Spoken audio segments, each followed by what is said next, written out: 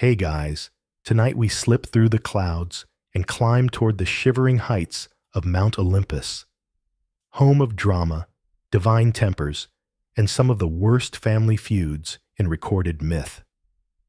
Rain taps gently outside your window, but up here, thunder rolls with God-sized egos behind it. The air smells like ozone and roasted lamb, which, honestly, might just be Zeus barbecuing someone's hopes again. So, before you get comfortable, take a moment to like the video and subscribe, but only if you genuinely enjoy what I do here. And don't forget to drop your location and local time in the comments.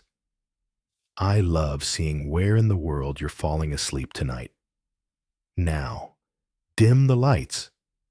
Maybe turn on a fan for that soft background hum, and let's ease into tonight's journey together. You trudge upward through mist that curls around your ankles like curious spirits. The path is made of crumbling marble, the remnants of a divine civilization that never truly left. With every step, the sky thickens into bruised purple clouds, and distant lightning pulses like a heartbeat overhead. At the summit, golden pillars rise like tree trunks from another world. This is Mount Olympus. Not metaphorically, but literally. You've arrived where the gods squabble, feast, and more often than not, act like spoiled royalty with reality-warping powers. You hear them before you see them. Shouting, laughter, a wine goblet shatters. Aphrodite and Hera are in another spat, probably about who's the fairest again, despite having entire temples dedicated to that argument already. Meanwhile, Zeus reclines on a throne made of storm clouds, idly tossing a thunderbolt from hand to hand like it's a stress ball. Historians still argue whether the concept of Olympus was rooted in a real mountaintop or a symbolic space representing unreachable divinity. But standing here, toes curled into dew-slick grass, it feels all too real. Ares paces like a caged lion, his bronze armor clinking with each aggressive stride. Athena, calm but watchful, sharpens a spear without breaking eye contact with him. Their tension crackles in the air. You imagine them locked in this eternal standoff for millennia, each waiting for the other to blink or bleed. Then comes Hermes, breezing past you with winged sandals and a grin that suggests he's either up to something or just got away with it. He winks. You pretend not to notice. There's a dinner underway, if you can call a godly feast a dinner. Roasted boar the size of a carriage wheel. Amphory spilling endless wine. Ambrosia that glows faintly, like it's been moon-kissed. You step closer, nose twitching at the sweet, spicy scents, when Poseidon bangs his trident against the ground. The clouds tremble. Apparently someone brought up Atlantis again, and he's still very touchy about it. A quirky detail here. Did you know the ancient Greeks believed that the gods' breath smelled like cinnamon and their laughter could spark earthquakes? Not exactly the bedtime ideal, unless you find seismic activity soothing. Just as you settle against a cool stone column, hoping to stay unnoticed, a whisper dances through the air. It's Hestia, the goddess of hearth and home, offering you a small smile and a piece of warm bread. She's the only one who seems chill. Everyone else is either plotting, pouting, or throwing metaphorical daggers. Above all this, Zeus finally rises. The sky darkens an extra shade just from the motion. His voice booms. Not because he's shouting, but because it always sounds like distant thunder. He speaks of balance, power, and some vague threat from mortals below who are forgetting their place. It's hard to tell if he's concerned or just bored. You glance at Hera. Her expression could freeze lava. She's heard it all before, and probably has contingency plans. Down below, the mortal world flickers like candlelight in the gods' discussions. You overhear Athena suggesting they guide a new hero. Artemis wants none of it. She prefers her deer and solitude. Dionysus, from a reclining position amid grapevines and giggles, mumbles something about turning everyone into dolphins, and somehow, that is the least confusing suggestion so far. Despite the divine drama, a peace settles over you. This is mythology's heart, a chaotic, golden dinner party where jealousy, ambition, and love dance on an immortal stage. It's humanity writ large in celestial form. And even if these gods bicker like teenagers at a group project, they're eternal. You're just visiting. Best not to eat the glowing cheese. As the night deepens, stars begin to gather behind Zeus's throne. You lean back against cool marble, listening as Hermes spins a wild tale, and Hestia hums softly to herself, tending the fire that never dies. The gods, for all their flaws, are oddly comforting in their predictability. Another goblet shatters. Another round of laughter. And you?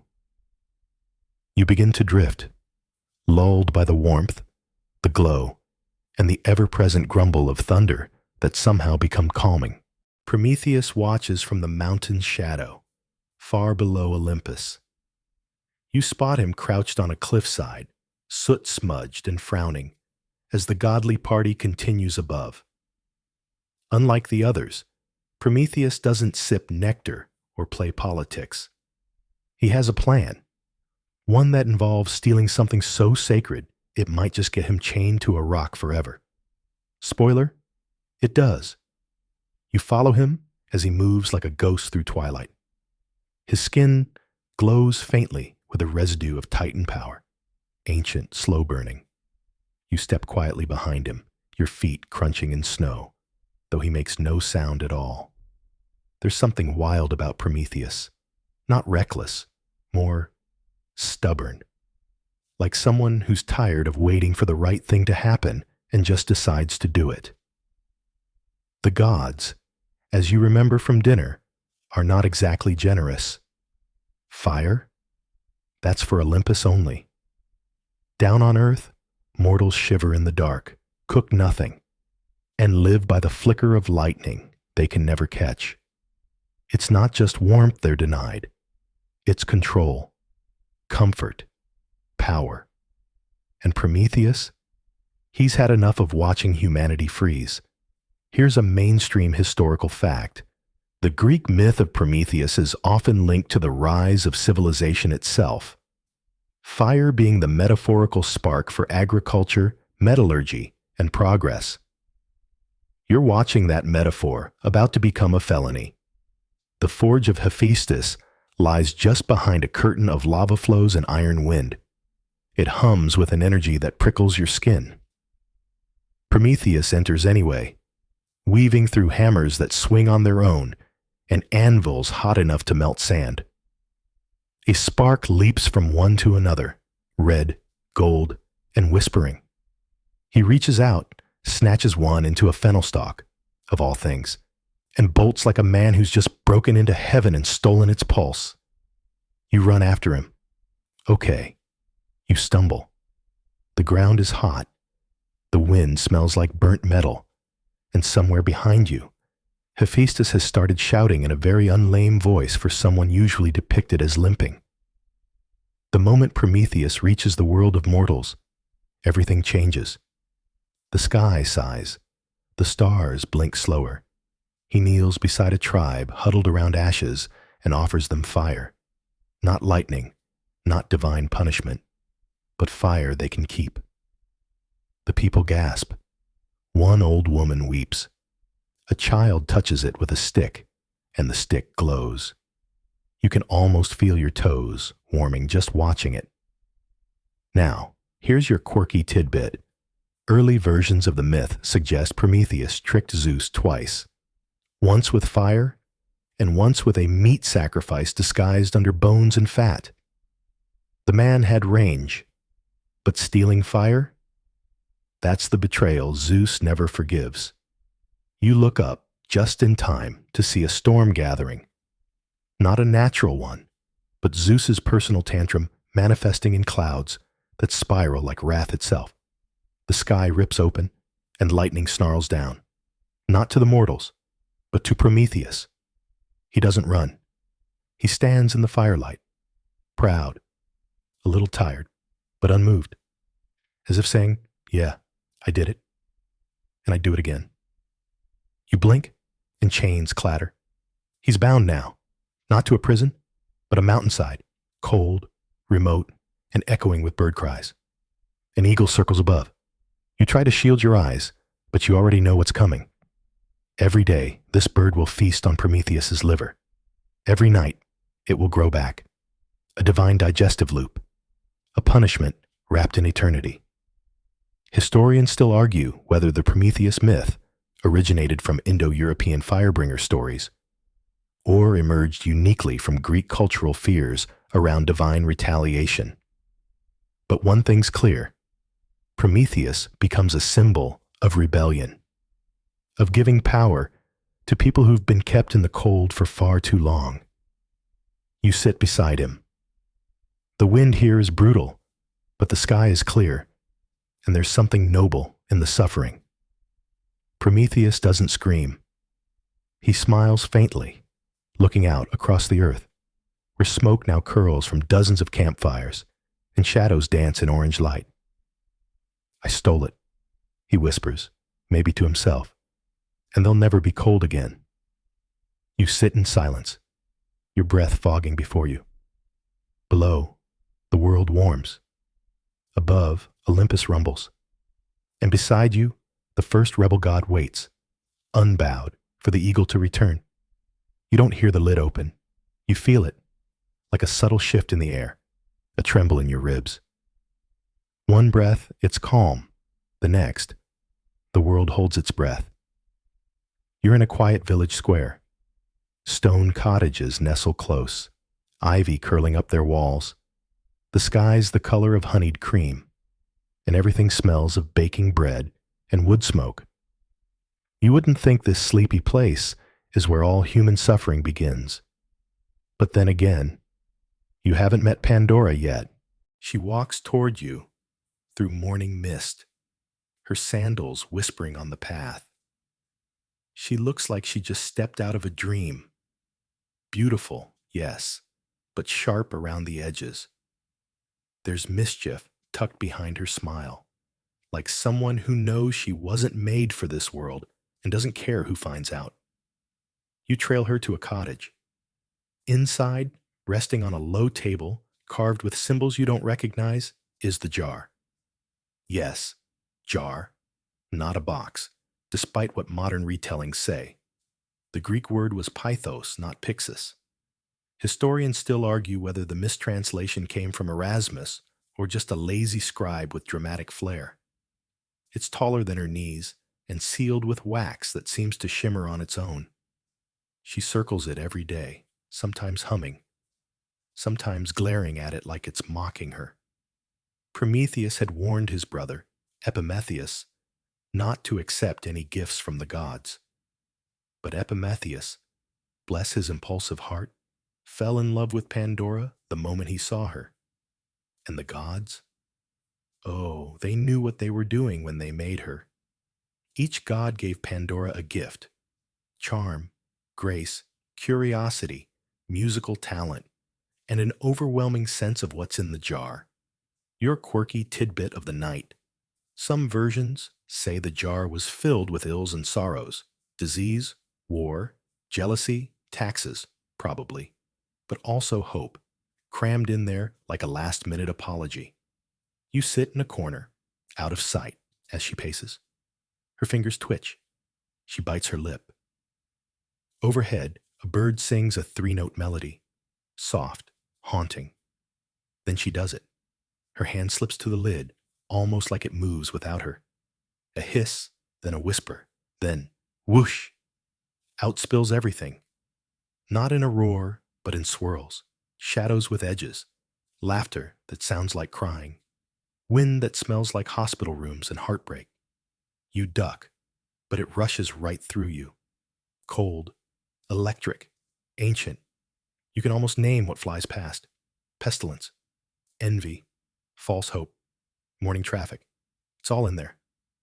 Pandora screams, not out of guilt, but shock. She hadn't meant to. Maybe she had. The line is thin. She slams the lid back down, gasping. Inside, something still flutters. Softly, slowly, like wings. Hope. You both stare at the jar. Her hands tremble. The cottage feels different now. Dim, off balance. Even the bird outside has stopped singing. I didn't know, she whispers. Not to you, not to anyone. And honestly, how could she have? She was made to open it. You begin to wonder, was it ever truly about disobedience, or was it always a setup? Zeus's divine prank to ruin mankind for taking fire, dressed up as divine gift wrapping. You sit with her on the floor, backs to the jar. You can hear hope fluttering still, too quiet to comfort, too stubborn to leave. Later, when night falls, Pandora rests her head against the wall and finally sleeps. You stay up a little longer, watching the jar in the candlelight. It doesn't rattle anymore. The evils are out. They're out there, wandering. But hope? Hope's still inside, waiting for someone to let it out the right way. The forest hums with moonlight. You push through the underbrush, branches whispering secrets as you pass. Leaves glisten silver in the night dew. And somewhere far ahead, a voice laughs. A sound, half echo, half loneliness. It flits through the trees like perfume, lingering longer than it should. You follow it, boots sinking into mossy soil. The air grows cooler the deeper you go. The pines stand close here, tall and silent, forming a cathedral of wood and shadow. And in the middle of it all, lost in the tangle of time and her own voice, is Echo. She's not what you expect. Not a ghost. Not a goddess. Just a girl with eyes like stars you forgot to name. She leans against a tree, brushing her fingers over its bark, listening. Not to you, but to something further off. Someone. His name, whispered through the forest, is Narcissus. And trust me, you're not the first to follow him. Echo used to speak freely once, a mountain nymph with stories that poured like rivers. But Hera, Zeus's wife, bless her paranoid heart, grew tired of being distracted by Echo's clever words while Zeus snuck off to his meetings. So Hera cursed her. Now, Echo can only repeat what others say. No more, no less. Imagine being trapped inside someone else's sentence forever. It's not just cruel, it's poetic. That boy she's chasing, Narcissus, is beautiful in a way that makes flowers look sloppy. Hair like golden wheat, eyes like a storm barely held back, jawline carved by an overachieving sculptor. He knows it too. That's the problem. You see him before she does, kneeling beside a forest pool so still it could double as glass. He leans closer, lips parted, not in thirst, but awe. The reflection stares back just as adoringly. You think, oh no. She steps forward, eyes wide, heart hammering. She wants to say something, anything. I found you. You're beautiful. Please see me. But all that comes out is, see me. He glances back, confused. Who's there? He calls. There, she repeats softly, half hoping he'll piece it together. He doesn't. Come to me, he says. To me, she echoes, stepping closer. And then, when she finally reveals herself, expecting surprise, or maybe, just maybe, gratitude, Narcissus recoils, not from fear, from disinterest. You're not her, he mutters. Her, she whispers, and the word cuts like a thorn. Now here's a quirky little scholarly tidbit. In some obscure versions, Narcissus had a twin sister, and it was her reflection he mourned, a different tragedy entirely. But in the mainstream myth, his obsession is purely with himself. You retreat with Echo, back into the forest's hush. She doesn't cry. She can't say the words. But the trees lean in gently, as if remembering her full voice. And Narcissus, well, he stays there.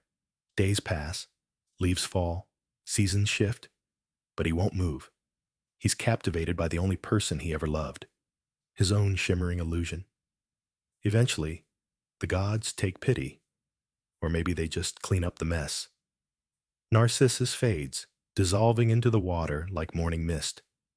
In his place grows a flower, delicate, pale, always facing the water's mirror. It bears his name now. Fitting, right?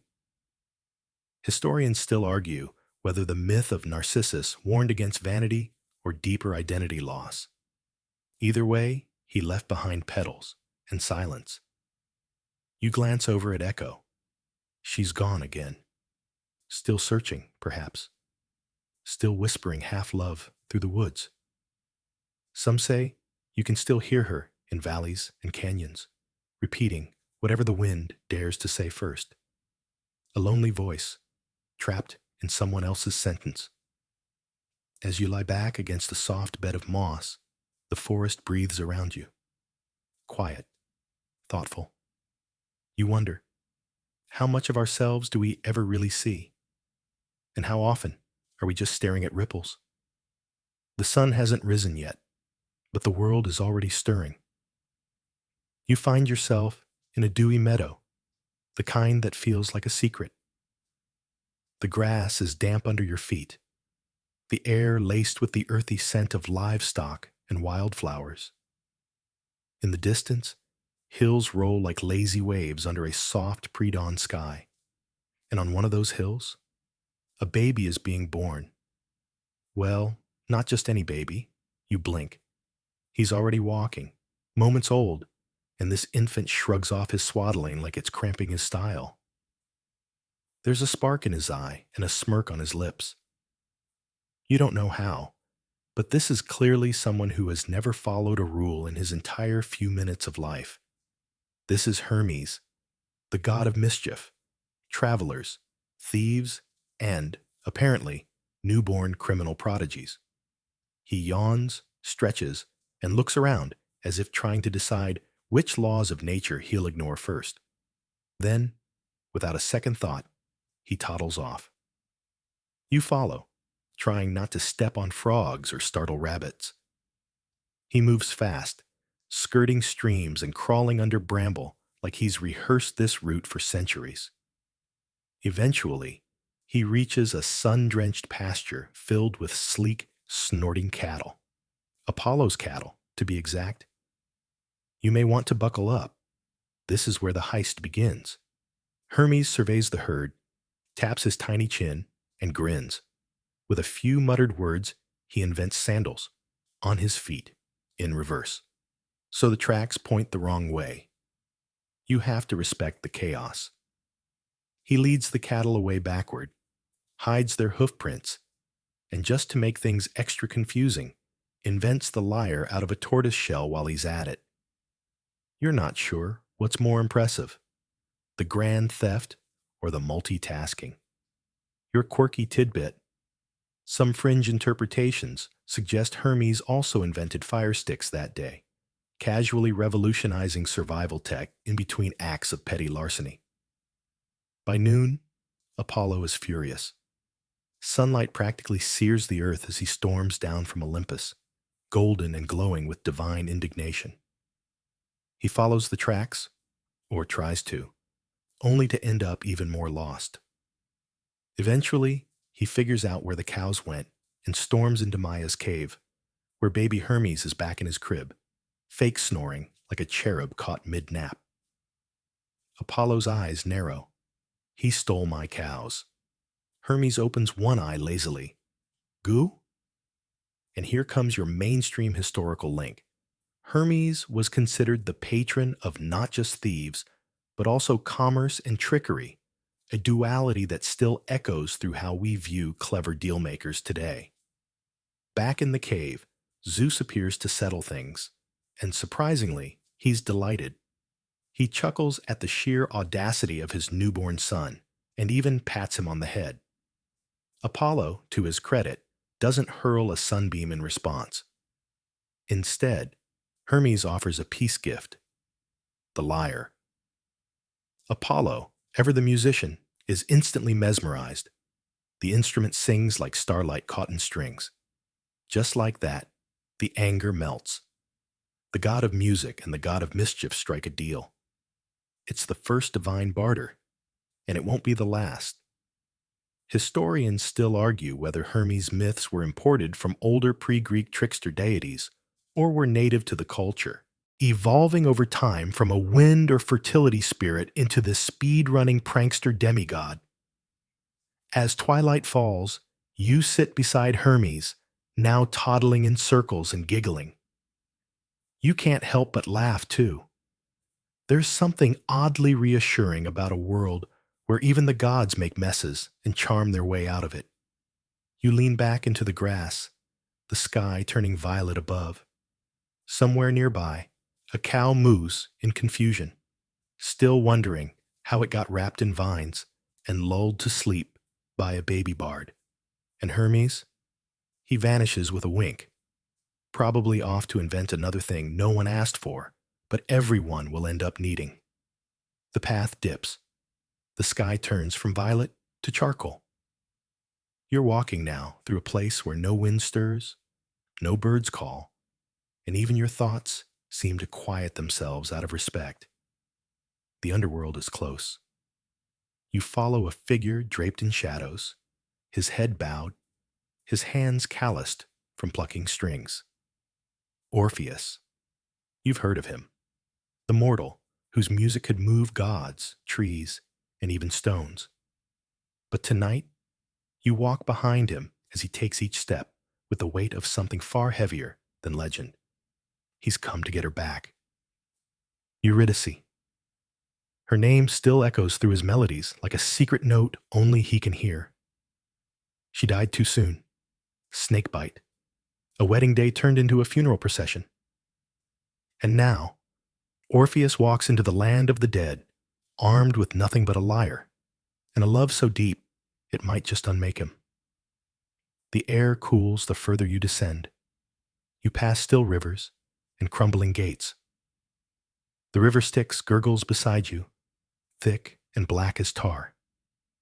Even Charon, the boatman with hollow eyes, doesn't charge Orpheus. He simply nods and pushes off, as if the music already paid the fare. Your historical anchor. Ancient Greeks believed the soul's journey to the underworld required a coin placed under the tongue or on the eyes. Without payment, you wandered the shores of Styx forever.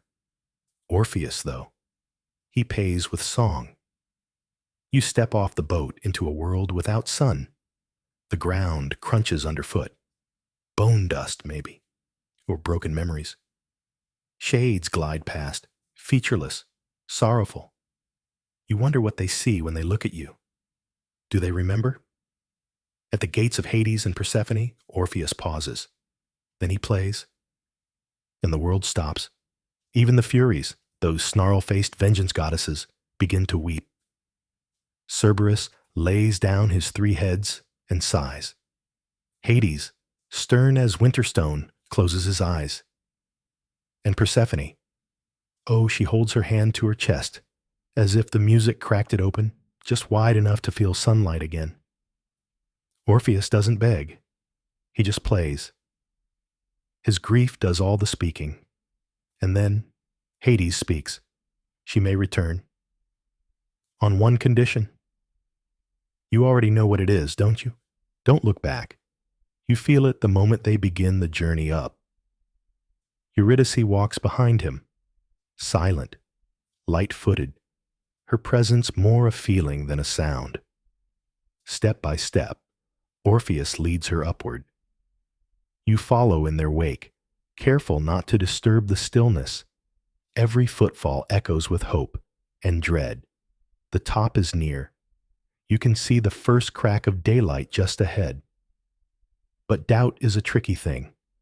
It curls around your spine, burrows into your neck, and for Orpheus, the silence behind him becomes unbearable. What if Hades tricked him? What if she's not really there? He turns, just a glance, and she fades.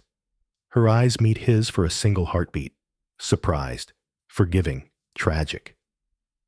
Then she dissolves into mist, gone. Again. Here's your quirky fringe theory. Some ancient scholars speculated that Orpheus turned not out of doubt, but on purpose, because he realized life without her wasn't worth it and chose to join her eventually. Dark, yes, but oddly romantic. Orpheus climbs the rest of the way alone. No music, no tears, just silence. Historians still argue whether this myth was meant as a warning about disobedience or a metaphor for the limits of human control. Even art, even love, can't cheat death forever. You linger at the threshold, watching him vanish into the daylight. Less man now, more hollow echo of a love lost twice. As you sit at the mouth of the underworld, the silence finally breaks. Somewhere, faint and ghostly, a lyre plays. Not loud, just enough to remember. You hear the rhythmic click, click, click of a loom, long before you see it. It's a strange, percussive sound. Steady, sharp, almost hypnotic. When you step through the doorway, you find yourself in a modest stone workshop. Sunlight filters through a high window, painting the floor in golden grids. And there she is, seated in the center, weaving like her life depends on it. Arachne. She doesn't look up. Her hands fly across the loom like they've been possessed, threads stretching and twisting, colors blooming with every pass. She hums under her breath.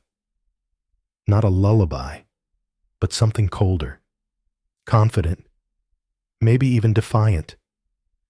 You take a seat on a bench and watch. It's art, sure, but it's dangerous art. She's not just weaving flowers and clouds, she's weaving stories. Specifically, stories the gods don't want told. Zeus's less than consensual escapades, Hera's petty revenges, Dionysus's drunken rages. No god is spared. Arachne, with her fingers stained by dye and daring, is calling Olympus out. Now here's your mainstream fact. In classical mythology, Arachne was a mortal woman, so skilled in weaving, she dared to challenge the goddess Athena herself. A bold move, considering Athena is literally the goddess of wisdom and crafts, and also not super into being challenged. Right on cue, the air tightens. Athena arrives not in thunder or golden light, but as an old woman. Clever disguise, typical goddess move. She watches silently as Arachne works, head tilted, eyes narrowing. You should be careful what stories you choose to stitch, she says finally, her voice like silk over steel. Arachne doesn't flinch. I only weave what is true. Oof, wrong answer. Or the right one, depending on how much drama you're in the mood for.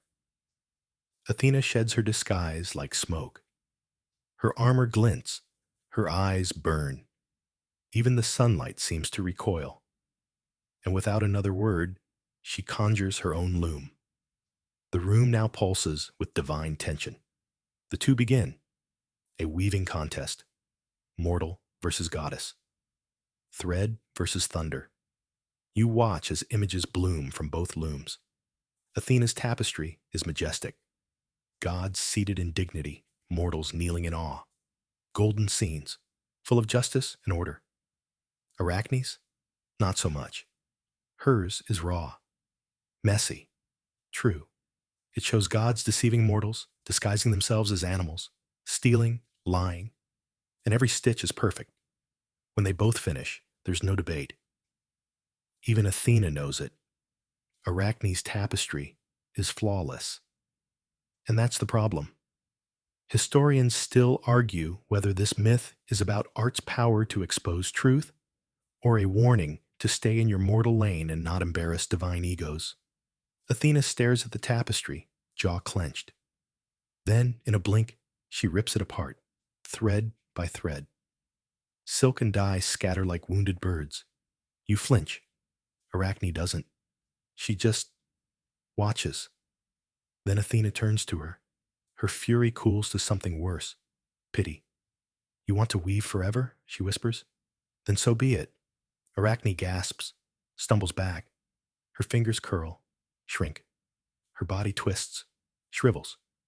You watch in awe and horror as she transforms. Limbs multiplying, spine bending. A spider, the first. She scuttles up to the rafters, clinging to her thread, her work now spun in silk and shadow. And you? You're left in the empty workshop, surrounded by broken threads and truth-torn fabric, wondering if it was worth it. Your quirky tidbit. In some lesser-known Roman versions of the tale, Athena admires Arachne's courage and skill, and the transformation is not punishment, but preservation. The loom still hums faintly above you. And you start to see spiderwebs differently. The air smells like chalk dust and ancient fear. You stand at the entrance of a sprawling maze, its stone walls high, sun-bleached, and quiet in that heavy way that makes your skin tighten. Nothing moves. No breeze, no birds, just that low, humming silence of a place built to trap things. In your hand, a single string. Welcome to the labyrinth, and welcome to the moment where Theseus decides he's either going to become a legend or a monster's next lunch. The island of Crete sleeps beyond the maze, golden and serene, pretending it hasn't demanded 7 Athenian youths and 7 maidens be sacrificed to a man-bull hybrid every 9 years. Casual. You trail Theseus as he rolls his shoulders and stares into the twisting passageway.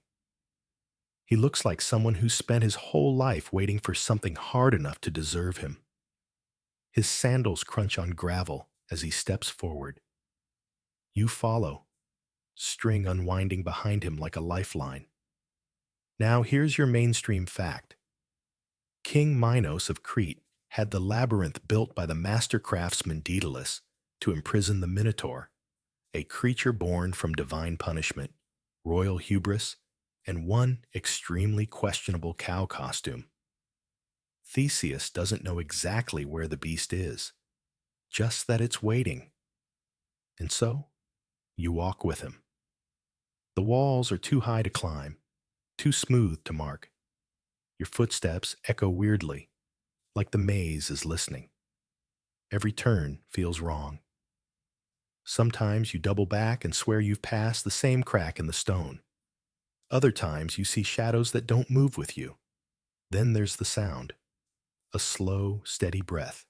Heavy, wet, animal, close.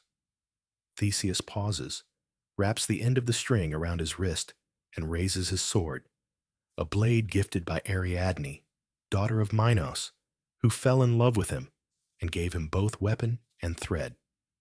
Here's your quirky tidbit. Some fringe versions say Ariadne didn't fall for Theseus at all, but that she was in on a plan to free the Minotaur, her half-brother.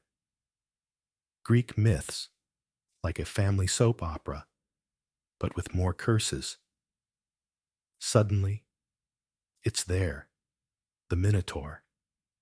It lumbers from the shadows, all muscle and fury. The fight begins. You'd think it would be fast, sword versus beast, but no, it's brutal. The Minotaur is strong, yes, but clever too. It dodges, it feints, it roars, and you swear the walls vibrate in response. Theseus stumbles, then recovers, then feints back. It's more dance than battle, really. Sweat, and breath, and gritted teeth, steel meeting horn and ugly sparks. Finally, Theseus lunges. The sword plunges deep. The beast collapses. You exhale for the first time in what feels like hours. Theseus kneels beside the body, chest heaving. The Minotaur isn't just dead, it's silent, as if the labyrinth itself has stopped breathing. Historians still argue whether the story of the labyrinth is based on actual Minoan palace complexes, like Knossos, whose confusing layouts and underground chambers may have inspired the myth. If true, then the Minotaur might be a metaphor, or just a convenient excuse to explain odd architecture. Theseus rises and starts following the string back, hand over hand. You follow too, though the maze feels different now. Not as heavy, still eerie, but less watchful. When you emerge, the sun nearly blinds you. Ariadne waits, hopeful, holding a small satchel, and looking like someone ready to disappear forever, if he asks. And here's the twist. He doesn't. In most versions, Theseus sails off without her, leaves her on an island, possibly asleep, possibly crying, possibly ready to set that ship on fire. You don't judge him aloud, but you're definitely making a mental note. You turn one last time toward the labyrinth. Its entrance now looks like a closed mouth. No more sacrifices, no more beasts.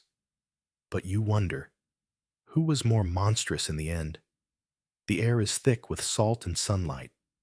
You stand at the edge of a high cliff, toes grazing the drop, as gulls wheel overhead and waves pound the jagged rocks below. The sea stretches out before you like a great mirror, broken only by wind and one small, fast-moving dot in the sky. That dot is a boy. His name is Icarus, and for a moment, just a moment, he's flying. You tilt your head back and squint. His arms are outstretched, fingers curled around feathers bound by wax. He laughs, wild and bright, as he banks through the air like a bird that just discovered it had always been one. But let's rewind. You take a few steps inland, and there he is. Daedalus, architect, genius, tired father. You find him in a workshop carved from stone, his hands raw from crafting wings. Real wings, huge and trembling with potential, feathers stitched together. Wax poured carefully, not too hot, not too cold. Every move measured, every knot tight. They're trying to escape. King Minos, bless his paranoia, doesn't let his inventors leave with trade secrets. So, Daedalus and Icarus can't walk out, can't sail out. They'll fly. Here's your mainstream historical anchor. The myth of Daedalus and Icarus first appears in Greek sources like Ovid, and later evolves as a cautionary tale about ambition, hubris, and the dangers of not listening to your elders, or just flying poorly. Daedalus gives the warning. You hear it clearly, even over the wind. Don't fly too high. The sun will melt the wax, and not too low, or the sea's spray will drag you down. Icarus nods. Says I know. Means I won't. But the sky changes people. You watch as they leap from the cliffs, two shadows against the blue. Wings beat. Air catches. And just like that, they're airborne. Daedalus glides low and steady, eyes scanning the horizon. He's practical, focused. He's thinking about wind currents and cloud moisture. Icarus? He climbs. The higher he goes, the louder his laugh becomes. You can't help but smile. It's infectious, that joy. A boy tasting real freedom for the first time. Your quirky fringe detail.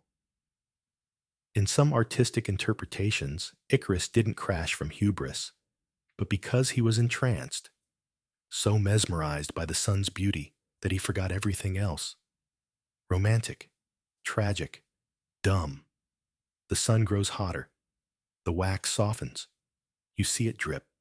First one drop, then another. A feather spirals down like a lost thought. Icarus flaps harder, but the wings are unraveling. His face shifts, joy to confusion to terror. He reaches up, not for balance, but to block the sun, as if it's betrayed him. And then he falls, not gracefully, not symbolically, just fast. The water swallows him in one brutal gulp. No splash, no scream, gone. Historians still argue whether the myth of Icarus reflects Greek values of moderation, sophrosyn, or serves as a timeless metaphor for every dreamer who ignored the fine print. Either way, the sea now bears his name, the Icarian Sea, deep and blue and quiet. Daedalus lands hours later, alone on a barren shore, his wings broken, his eyes hollow. You sit beside him in the sand, the tide creeping forward like it's looking for someone. He doesn't speak, just stares at the water. And you do too. There's no lesson etched into the sky. No chorus of gods passing judgment. Just a father, a fall, and a sun that keeps rising anyway. You wake to the rhythm of hooves. The ground shudders with each gallop, distant at first, then rising like a drumbeat. Dust curls up on the horizon. You turn, shielding your eyes, and there she is, Atalanta, arms pumping, legs flying, faster than wind on open ground. She's not just running, she's winning. The race course winds through a golden field, sun-glazed and buzzing with spectators. You stand at the edge, heart thumping as Atalanta blazes past you, her hair whipping behind like a banner of fire, her eyes locked ahead, utterly uninterested in the crowd or the prince panting 2 steps behind her. She was raised by bears, after all. No, seriously, that's your quirky tidbit tonight. Atalanta, abandoned at birth for not being a boy, was suckled by a she-bear and raised in the wild until hunters took her in. She grew up fast, strong, and completely disinterested in marrying anyone. You jog alongside the track, dodging noblemen in robes and overly dramatic poets fainting in admiration. The prince, Hippomenes apparently, is trying, really trying. Sweat pours down his face. He's athletic, but not her. You catch a glimpse of something shiny in his hand. Apples, 3 of them, golden, glinting with divine mischief. Because here's the setup. Atalanta agreed to marry, but only if her suitor could beat her in a foot race. If they lost, execution?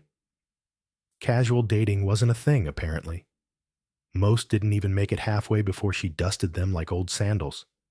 But Hippomenes? He has a secret weapon. Aphrodite, goddess of love, and passive-aggressive matchmaking. As Atalanta pulls further ahead, Hippomenes throws the first apple. It rolls across the path, gleaming, irresistible. Atalanta hesitates. Just a second. Her instincts scream at her to ignore it, but her curiosity wavers. She stops, scoops it up. That second costs her. She sprints again, regaining ground. The crowd gasps. So do you. Another apple. This time, tossed with a little spin, it catches the sun like a coin of fate. Again, she slows. Just slightly. Hippomenes is gaining. You run alongside them now, heart pounding, dust in your teeth. The third apple arcs through the air, like a blessing, or a curse.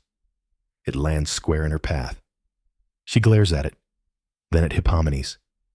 You see the war in her eyes, freedom or fate. She picks it up, and he crosses the finish line just ahead of her. The crowd erupts, cheers, cymbals, flower petals. You, oddly, feel conflicted. Atalanta doesn't cry, doesn't rage. She walks up to him, panting, expression unreadable, and says something you can't quite hear. Maybe a challenge, maybe a warning. Historians still argue whether Atalanta lost on purpose, a decision born of strategy, or perhaps a kind of defiant consent. In some versions, she wanted out of the constant challenges. Others suggest she was intrigued by someone clever enough to beat her. And in a classic Greek twist, things don't end with wedding cake and coordinated pottery. Because Hippomenes, he forgets to thank Aphrodite, always a mistake. So she curses them. The two lovers, caught in a moment of passion in a sacred temple, are transformed into lions. Yep, two big cats, forever bound, forever circling one another, unable to mate, because, fun fact, the Greeks believed lions couldn't mate with other lions, just leopards, don't ask. You wander the edge of the track as dusk rolls in. The dust settles. The petals wilt. Somewhere far off, two lions pace each other in the long grass, neither winning, neither losing. And maybe, for Atalanta, that was the plan all along. You wake in the middle of the sea. Waves rock gently beneath you.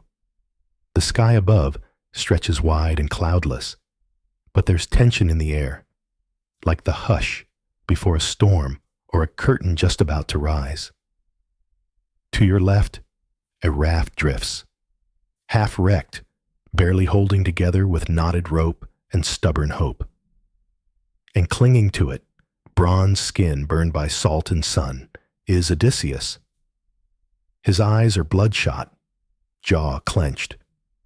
This is a man who's seen everything and trusts nothing. He's been trying to get home for 10 years. Welcome to the Odyssey. Not the beginning. Not the end. Somewhere in the tangled middle, where gods meddle, monsters scheme, and no one has a working map. You float beside him as the sea gently lifts and lowers his broken craft. He's murmuring to himself, names, regrets, memories. You catch words like Troy, Circe, Cyclops, and don't trust singing women. Fair. He's on his way back to Ithaca, a small rocky island where his wife, Penelope, still waits. Still weaving, still unraveling her work each night, so the suitors don't force her to choose another husband. It's a whole thing. But Poseidon? He's not ready to let Odysseus go. A wave rises, then another. The sky shifts, grumbles. Lightning forks. Odysseus grips the raft tighter. His lips pull back in a grimace that's half prayer, half defiance. Then out of nowhere, a veil, white, glimmering, lands on the water beside him. It floats like a ghost, and rising just beyond it is Ino, a sea goddess who pities the poor mortal and tosses him a divine lifeline. Take it, she says. Float. Trust he does. Your quirky tidbit. In some versions, Ino is the same figure as Leucothea, a transformed mortal queen. Sea goddess rebrand. Makes you think twice about who's helping you. Odysseus lets go of the raft, clutches the veil, and drifts through the waves. Not swimming, just floating. Eyes closed, letting fate do the heavy lifting for once. Eventually, he washes up on the shores of Scheria, kingdom of the Phaeacians, a name that sounds made up, even for a myth. Here's your mainstream history bit. Many scholars believe the Odyssey reflects elements of Bronze Age seafaring cultures, possibly based on actual Greek maritime routes, woven with heavy embellishment. On the beach, a girl appears, young, noble, barefoot. Her name is Nausicaa, and she's been playing ball with her handmaidens when she stumbles upon this shipwrecked, salt-encrusted war hero who looks like he's just crawled out of a shark's bad dream. She doesn't scream, doesn't run. Instead, she smiles. Because oddly enough, this is her meet cute. Odysseus, remembering his manners for once, speaks politely, covers himself with a leafy branch, and asks for help.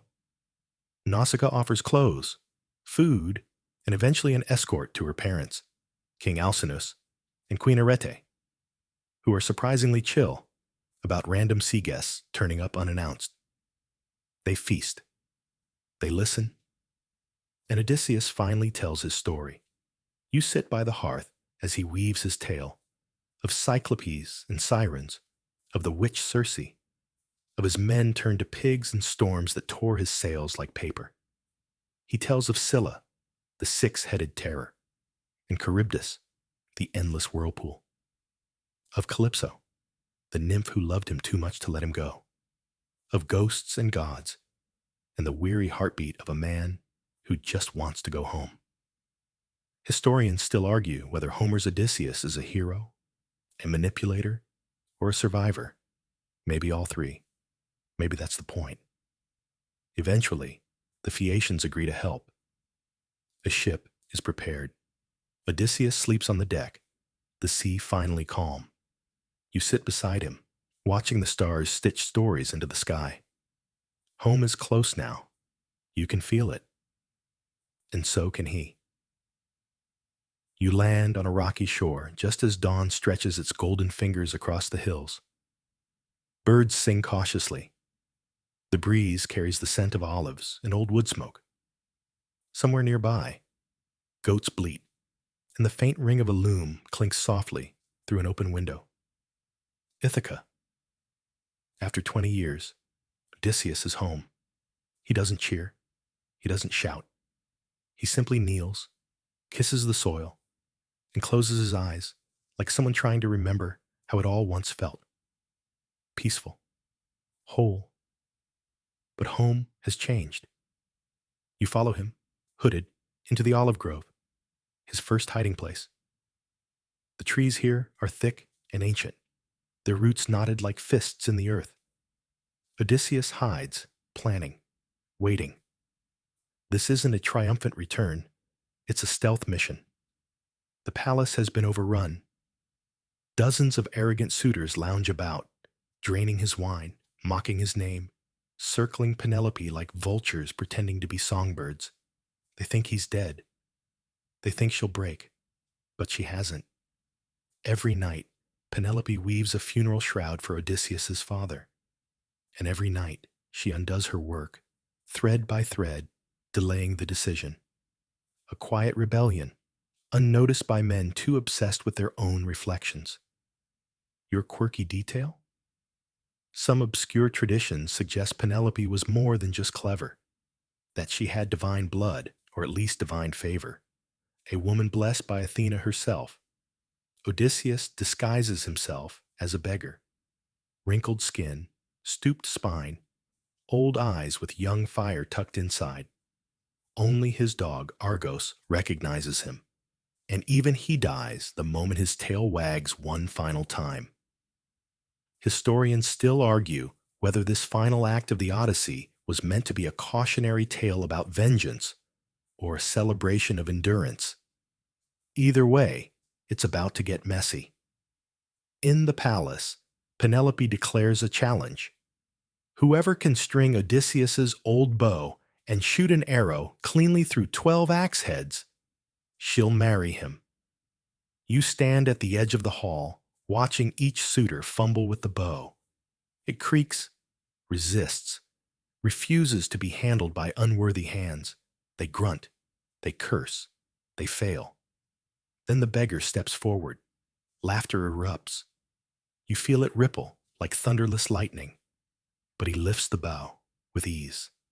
It sings as it bends to him, a note that stops hearts and restarts memories. The arrow whistles through the air.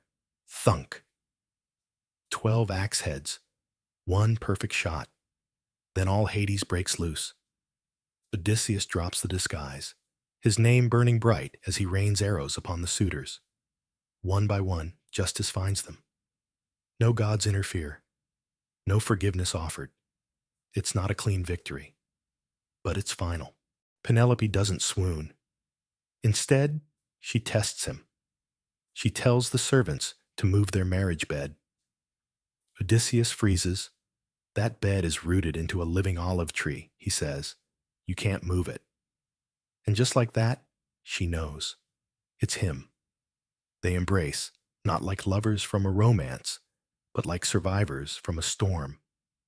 You watch them hold each other in silence, two souls finally breathing in sync after decades apart. And as the palace settles, you lie down on the cool marble floor. letting the echoes of their story lull you. You've wandered with gods, danced with mortals, lost and found heroes in a dozen forms. But now, finally, it's time to drift. Wind down, 300 words. The night stretches gently now. No more monsters, no more curses. Just the soft hush of waves against a distant shore and the low creak of trees in the wind. You imagine the olive groves of Ithaca, leaves rustling like old parchment. You walk among them slowly, fingertips brushing the bark, the cool ground steady beneath your feet. A soft rain begins, barely more than a whisper. It taps on leaves, on rooftops, on stone. The kind of rain that doesn't soak. It soothes. A lullaby from the clouds. Somewhere nearby, Penelope's loom has stopped. No more weaving, no more waiting. Just quiet. And you? You curl into the shadows of a peaceful house on a hill, wrapped in ancient air, listening to the rain as it folds you into sleep. Let your mind wander now. No path, no guide. Just drift. You've seen the labyrinth and the underworld, the stars and the sea. You've walked with gods, argued with fate, and still found your way here. Home. Your breathing slows. One more wave. One more breeze. The myths will still be here when you wake. But for now, rest. Sweet dreams.